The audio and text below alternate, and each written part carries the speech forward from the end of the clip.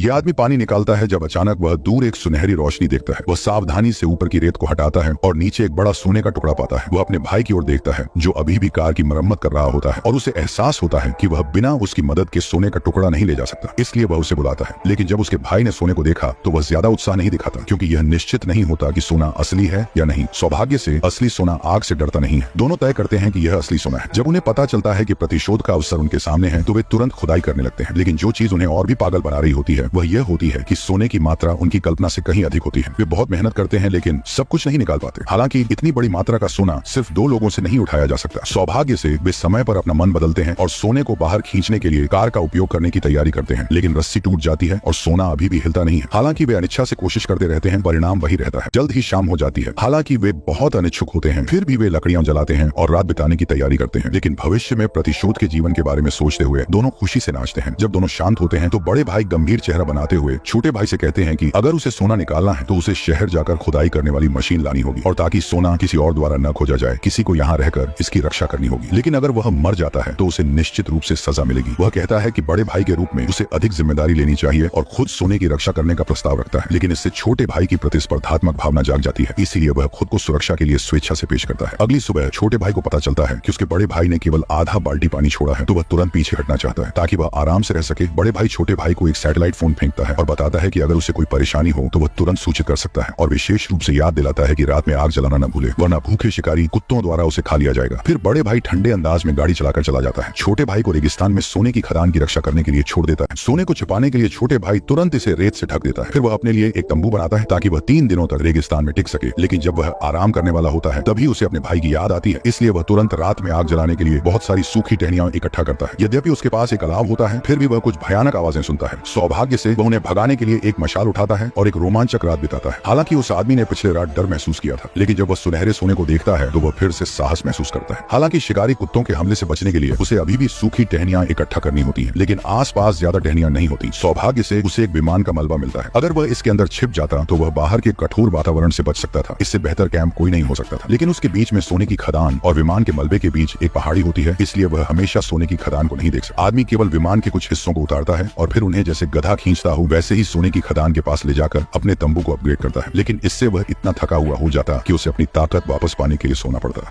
लेकिन रेगिस्तान के उच्च तापमान में आराम करना इतना आसान नहीं होता। सीधे धूप ने उसे पहचानने लायक नहीं छोड़ा। लेकिन आदमी समझता है कि वह अंततः सूरज की जलन से मर जाएगा, लेकिन वह सोने की खदान छोड़ने के लिए अनिच्छुक होता है। इसलिए वह जोर से एक टुकड़ा सोना तोड़ता है और फिर अपने भाई को बुलाता है कि वह उसे अब उठाने आए। लेकिन भाई कहता है कि एक टुकड़ा सोना अधिकतम 10,000 अमेरिकी डॉलर का होता है, जबकि पूरी सोने की खदान कम से कम 100 मिलियन डॉलर की होती है। फिर वह बताता है कि उसने एक खुदाई करने वाली मशीन खोज ली है, बस उसके भाई को थोड़ी देर और इंतजार करना होगा। सोना दोनों भाइयों का होता है। अपने भाई की बातों की हिम्मत सुनकर छोटे भाई का मन तुरंत बदल जाता है और वह ठहरने का फैसला करता है। तीसरे दिन आदमी का पानी का स्रोत लगभग खत्म हो जाता है। अचानक इस समय एक मसालेदार बार पास से गुजरता है। प्यासा आदमी तुरंत उसकी ओर दौड़ता है, लेकिन न केवल वह मसालेदार बार को नहीं पकड़ पाता बल्कि वह बाकी पानी को भी गिरा देता है। अगर वह कोई और पानी का स्रोत नहीं खोज पाता तो वह एक दिन भी नहीं टिक सकता। आदमी नहीं जानता कि क्या करे, इसलिए उसे सूरज से बचने के लिए विमान के हिस्से तोड़ने पड़ते हैं। अचानक इस समय वह दूर से उसकी ओर बढ़ती हुई एक आकृति देखता है। हालांकि वह तुरंत केबिन में छिप जाता है, लेकिन जो शोर वह करता है वह दूसरी पार्टी द्वारा खोज लिया जाता है। जब महिला उसे थोड़ा शर्मिंदा देखती है तो वह दयालुता से पूछती है कि लेकिन जब उसे महिला पर पानी का स्रोत दिखाई देता है तो उसके मन में अचानक एक खतरनाक विचार आता है। इसलिए वह अपने शब्द बदलता है और कहता है कि वह चाहता है कि महिला उसे ले जाए, लेकिन इससे पहले उसे कैंप में जाकर कुछ लेना होगा। इस बहाने से वह सफलतापूर्वक महिला को कैंप में धोखा देता है, लेकिन इससे महिला की संदेह बढ़ जाती है, क्योंकि पश्चिम में 5 किलोमीटर की दूरी पर एक पानी का स्रोत होता है और आदमी को यहाँ कैंप करने की आवश्यकता नहीं होती। हालांकि वह जल्दी ही समझ जाता है कि कुछ गलत हो रहा है, लेकिन तब तक बहुत देर हो चुकी होती है और आदमी उसे एक फावड़े से गिरा देता है। सांस खो चुकी महिला को देखते हुए आदमी बिना किसी भावना के उससे पानी लेता है और उसका आनंद लेता है। हालांकि आदमी तुरंत महिला को दफनाता है, लेकिन दुर्गंध अभी भी शिकारी कुत्तों को आकर्षित करती है। वे शव को खोदना चाहते हैं। आदमी चिंतित होता है कि शव खोदा जाएगा, इसीलिए वह सबूत नष्ट करने के लिए शव को सीधे जलाता है। लेकिन जब उसे लगता है कि वह अपने भाई के आने तक टिक सकता है तो उसे दूसरी पार्टी द्वारा बताया जाता है कि एक दुर्घटना हुई थी और उसे आने में कई दिन लगेंगे। आदमी कुछ टहनियां उठाकर आग जलाने की कोशिश करता है, उम्मीद करता है कि थोड़ी देर और टिक सके, लेकिन पाता है कि एक बालू तूफान आ रहा होता है। हालांकि आदमी अपनी पूरी कोशिश करता है भागने के लिए, लेकिन केवल 2 पैरों के साथ तूफान को कैसे पीछे छोड़ सकता है।